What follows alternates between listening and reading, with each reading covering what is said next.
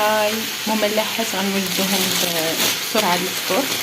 هنايا عندي هاد الخبيزات، يمكنكم تستعملوا اي حاجه عندكم في الدار، خبز ساندويتش باغيت بطبوط، المهم اي حاجه. هنايا كتكتشفوا عندي الزيت، درت فيه الطوماط وفيه الريزه فيه البزار والمرقه، صافي. هادو هما البهارات اللي درت انا، كنتم عارفين نهار رمضان ما بغيتش نكثر. بالنسبه للاصوص غتاخدوا معلقه ديال اي جبن عندكم ولا ياغورت ولا مايونيز، المهم انا عندي الجبن هو اللي غنستعمل. هاد الجبن غنضيف له شويه الكيتشوب، كانت عندي هادي.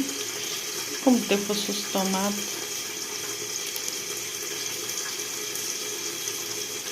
وغنضيف شويه الخل باش يخفف داك الجبن. ضيفوا شويه الزعتر وحركوا مزيان.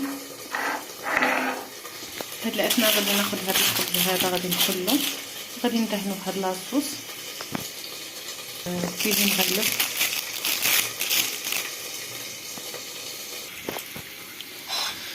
ها هما من بعد ما دهنتهم على هاد الشكل غادي نضيف الدجاج، طريفات ديال الدجاج اللي كانوا كيطيبوا كما كتشوفوا. انا راني حمرتهم.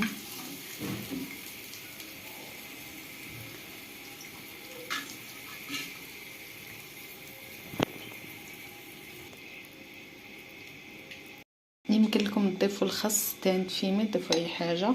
المهم هاد الوصفه راه كتنفع بزاف، كتنفع للسحور، كتنفع للفطور، كتنفع للوليدات مساكن كنساوهم بلا غدا حيت كنكونوا صايمين نهار كامل. المهم جربوها وردوا عليا الخبر.